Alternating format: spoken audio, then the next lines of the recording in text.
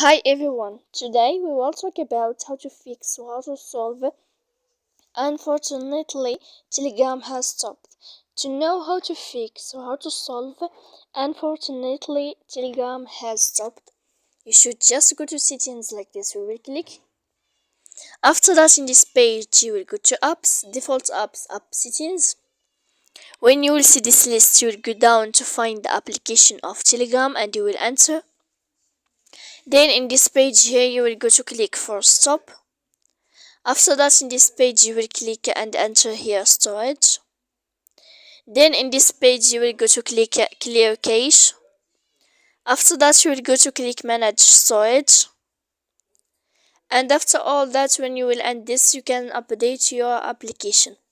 So please don't forget to support us by like and subscribe. See you next time in another video and thank you for watching.